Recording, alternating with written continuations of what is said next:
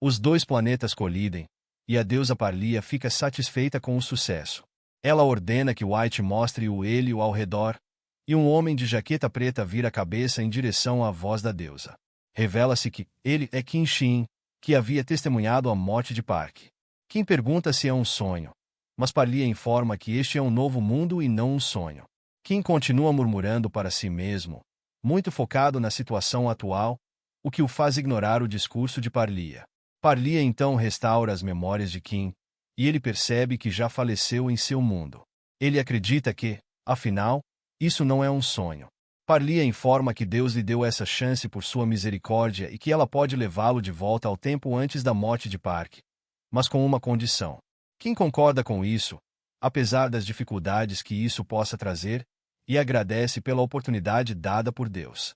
A condição imposta pela deusa Parlia é que Qin deve se tornar um guerreiro e eliminar todo o mal. Enquanto isso, uma mãe e seu filho caminhavam para casa, conversando sobre a aula que a criança tinha aprendido, quando uma criatura gigantesca quebrou a barreira e colidiu contra o Império. As pessoas começaram a fugir em pânico, mas Qin caiu do céu, indo em direção à criatura. Antes disso, no céu, Parlia deu a Qin o poder para se tornar um guerreiro digno. Ela disse a ele para não ter medo deste novo mundo, pois White seria seu guia. De volta ao presente, Qin sentiu um imenso poder fluindo em seu corpo, e White se transformou em uma espada, permitindo que Qin a usasse para pousar no Império. Ele disse às pessoas para não se preocuparem, pois o herói as protegeria. Enquanto isso, na entrada do Império, Park e Junho se disfarçaram de padre e freira.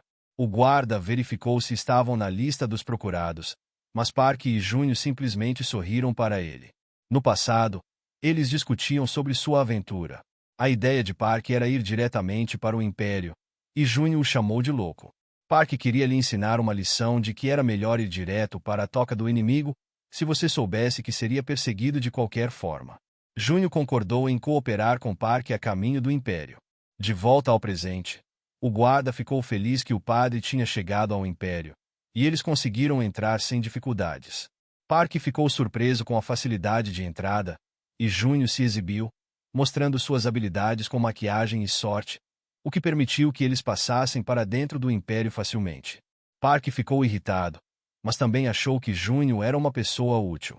De repente, uma criança esbarrou em Park, e ele agiu com gentileza para com a criança, o que surpreendeu Junho, pois ele nunca havia visto Park ser tão doce antes. Depois disso, Park encontrou uma boneca no chão, e era do menino. Park disse ao garoto que ele havia deixado a boneca cair, e ao olhar para a boneca, percebeu que o rosto dela era tão familiar, parecia com alguém que ele conhecia, que era Qin Shi. No esconderijo de Sente Junho, Park olhava com raiva para a boneca. As pessoas do Império disseram que a boneca representava o guerreiro e informaram sobre o incidente em que monstros começaram a aparecer do nada, caindo do céu. O guerreiro e o anjo salvaram suas vidas. Junho disse a Park para não se preocupar tanto. Park esperava que o herói chegasse e confessasse que originalmente ele era um candidato a guerreiro. Marley e Junho ficaram surpresos ao descobrir que a personalidade desmoronada de Park era a de um guerreiro. Park sabia que não era um guerreiro, então devia haver alguém novo que tivesse se tornado o novo guerreiro. Ele olhou com raiva para a boneca, esmagou-a e pensou que tinha um mau pressentimento sobre aquilo. Depois disso, Junho perguntou qual seria o próximo plano. Park pensou que, se não fosse pela ajuda de Marley, teria morrido nas mãos de Kari. Park planejou que, por faltar informações e poder, precisava da ajuda de Junho para encontrar um lugar onde pudesse secretamente aumentar suas forças. De volta à catedral, o guerreiro estava em frente a uma estátua parecida com a de Parlia. Um rapaz de cabelo lilás se aproximou do guerreiro e disse que alguém queria vê-lo, pois essa pessoa sabia sobre a identidade do demônio. A pessoa se aproximou do guerreiro e mostrou seu rosto. Era Dora Captain. Dora reconheceu o guerreiro como um verdadeiro guerreiro, pois sentia a energia divina fluindo através dele. Ela pediu um favor ao guerreiro. Ela precisava que o guerreiro se vingasse de seu colega que entrou em coma e queria se juntar ao grupo do guerreiro. Na arena de lutas subterrâneas, um homem de pele azul entrou na arena. Todos os espectadores aplaudiram e fizeram suas apostas. O próximo desafiante, chamado Champ Tiger, na verdade era Park, com pintura de soldado no rosto. Marley e Júnior se sentaram na arquibancada para assistir à luta. Quando a luta começou, o homem de pele azul estava prestes a dar um soco em Park. Park fez uma expressão surpresa. Mas, de alguma forma, a luta terminou rapidamente com Park derrotando o homem de pele azul, e ele gritou: "Próximos!" Outro oponente entrou na arena e começou a chutar Park, mas ele rapidamente contra-atacou com um soco no peito, derrotando-o. A multidão aplaudiu, impressionada com as habilidades imbatíveis do novo lutador. Park levou para casa o prêmio em dinheiro e comemorou com Marley e Júnior durante uma refeição. De repente, um homem entrou, reconheceu Park pela luta e o elogiou pelo desempenho, oferecendo-lhe uma bebida de proteína. Ele perguntou se Park era de Manville, um lugar onde pessoas como ele vivem, incluindo muitos criminosos procurados. O Império os trata como lixo e os ignora. O homem alertou Park para ter cuidado com Friday, um lutador de classe A e o mais forte da arena subterrânea, que havia retornado ao Império. De repente, um homem pesado entrou e empurrou o garçom, exigindo mais frango frito. Ele repreendeu o garçom por interromper seu sagrado momento de frango e cerveja. No bar-in, Júnior apresentou Friday como o oitavo colocado na lista de lutadores de classe A. Júnior também mencionou que Karen estava classificado em 10º lugar na lista, o que significava que Friday era muito mais forte que Karen.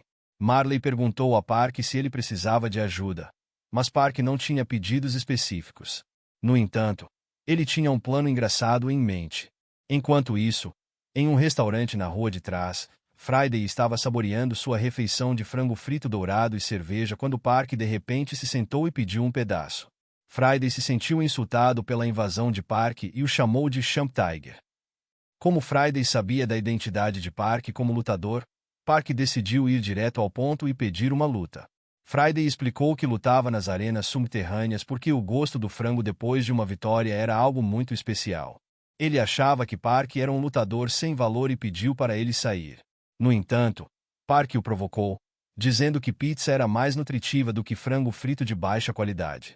Friday ficou irritado, e Park o desafiou para uma luta na próxima partida da arena subterrânea. Park insultou Friday, dizendo que, se ele ignorasse o desafio, isso significaria que pizza era melhor do que frango. A multidão achava que Park estava louco e tinha um desejo de morte, enquanto Friday estava impaciente e queria lutar imediatamente. Mas Park o provocou dizendo que, se lutassem agora, ele viraria a mesa, fazendo o frango frito cair. Isso fez Friday se acalmar, e ele chamou Park de cara barato, parando de tentar arruinar seu momento com o frango. Park o lembrou de que a luta aconteceria em uma semana e saiu do restaurante rindo. Quando Park chegou ao esconderijo de Júnior, Júnior perguntou onde ele tinha estado. Park respondeu que havia combinado uma luta com Friday, e ambos riram de como foi fácil ameaçá-lo com frango. Júnior explicou que Friday havia viajado por quase 10 anos pelo país, reunindo quase 300 chefes para estudar as habilidades de cozinhar frango e preparar frango para ele. Park também adorava frango. Júnior perguntou a Park por que ele fez aquilo.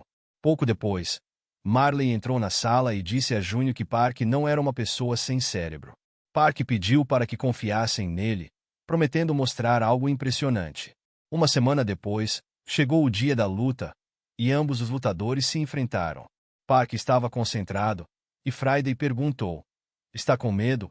Park respondeu: "Cale a boca. Estou apenas me concentrando." O locutor anunciou que a batalha de hoje seria lendária. Park deu um chute em Friday, segurou sua cabeça e o jogou no chão. Ele disse a Friday que seria cedo demais para ele perder a luta. Friday ficou irritado e disse: "Hoje, a cerveja e o frango serão deliciosos", atacando Park com uma pose de escanor. A luta continuou enquanto os dois oponentes que Park havia derrotado anteriormente observavam, estupefatos. Eles nunca imaginaram que Friday usaria seu poder secreto durante a luta. De repente, o corpo de Friday começou a brilhar, e ele adquiriu as propriedades do ácido carbônico. Ele atacou Park com um disparo cintilante que o fez voar, e em seguida se impulsionou para frente e socou Park. Embora Park tenha conseguido ficar de pé, sua boca começou a sangrar. Ele se lembrou do ensinamento de Júnior de que agitar uma bebida carbonatada libera seu poder, mas também deixa quem a usa indefeso. Park aproveitou a oportunidade para agarrar a cabeça de Friday e derrubá-lo. Friday se levantou e voou para o ar, aterrissando no chão com grande força. Park esquivou-se do ataque de Friday e se preparou para contra-atacar, mas falhou e levou um soco no rosto. Todos assistiam enquanto Park continuava a sorrir, apesar dos golpes que estava recebendo. Ambos os lutadores correram um em direção ao outro para atacar, e Park se defendeu enquanto Friday continuava a socar. Park esperou o momento certo para contra-atacar e desferiu um Serious Punch. No entanto, quando estava prestes a acertar, seu corpo começou a ficar tonto. Friday revelou que havia espalhado muito brilhante sobre seu corpo, e seu golpe final faria o brilho dentro do corpo de Park explodir. O corpo de Park explodiu, e ele ficou ferido, caindo no chão.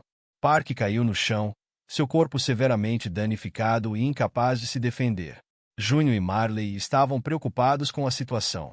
Friday disse que isso não teria acontecido se Park não tivesse humilhado o frango. Ele então fez um elogio a Park, dizendo que foi a melhor luta que ele teve em um bom tempo. De repente, uma aura escura apareceu, e Friday começou a sentir medo. Ele se virou para olhar para Park, que estava tentando se levantar.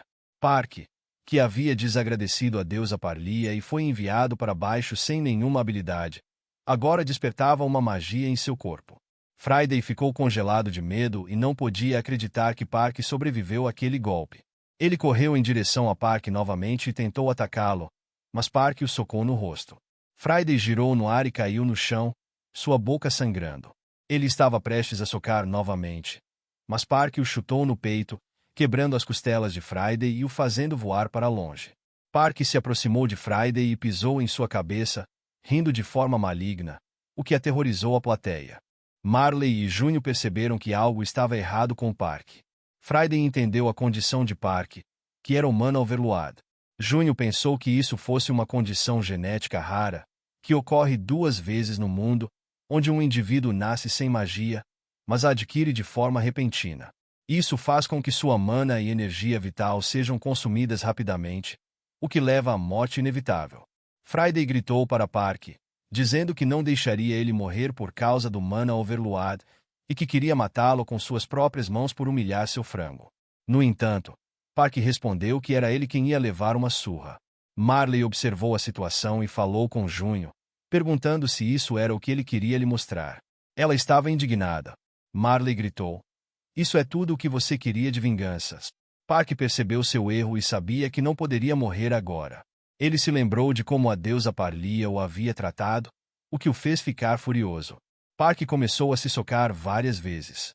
Depois de algum tempo batendo em si mesmo, ele conseguiu voltar ao normal e pediu para Friday continuar a luta. Friday ficou surpreso e sorriu. Ele entendeu que Park estava usando sua própria magia para se bater e evitar o mana overload. Friday disse que Park era o cara mais louco que ele já conheceu e o avisou de que faria qualquer coisa para derrotá-lo agora. Park usou sua mana para cobrir seu corpo e se posicionou para lutar. Friday usou seu brilhante para energizar seu corpo, pronto para lançar seu golpe mais forte. Ele correu atrás de Park e estava prestes a acertá-lo quando Park percebeu que não teria tempo de desviar. Ele acertou um soco diretamente no punho de Friday. Park parecia estar sendo superado por Friday, mas ainda assim continuava sorrindo. Park então usou sua mana para criar uma pá com a mão esquerda como uma arma. Friday ficou surpreso ao ver que Park pretendia derrotá-lo com seu corpo semi-impedido.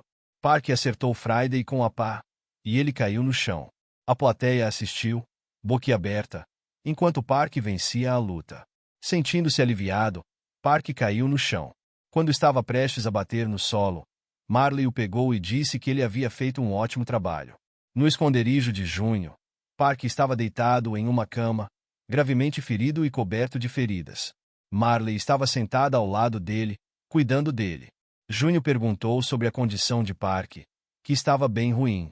No entanto, Marley sorriu, dizendo que ele havia dado o seu melhor e merecia uma recompensa. Ela então usou seus poderes mágicos para curar as feridas de Park. Quando Park acordou, olhou para Marley e perguntou por que o cabelo dela estava curto. Marley havia usado a maior parte de sua energia e poder para curar as feridas de Park. Enquanto isso, Júnior, disfarçada de garota, caminhava pelas ruas da vila, procurando ajuda para encontrar uma nova residência para Marley e Park. Ela se dirigiu a Riku, que sabia que poderia ajudá-los. Riku administrava uma padaria e também trabalhava para a organização Manvol. Para sua surpresa, não havia fila de clientes naquele dia, e quando ela espiou dentro da padaria, viu soldados dentro e Riku amarrado com cordas. Junho ficou chocada ao ver um homem de cabelo lilás lá e perguntou o que estava acontecendo. O oficial perguntou se Junho era uma cliente, e Junho respondeu perguntando o mesmo a ele. O oficial disse a Junho que estavam interrogando Riku porque ele era membro da organização Manvol. Junho decidiu sair silenciosamente, não querendo causar mais problemas. No entanto, o homem de cabelo lilás a parou, e com raiva, a submeteu a uma investigação também. Junho descobriu que ele era, na verdade, o comandante dos Cavaleiros Imperiais de primeiro lugar, da classe A.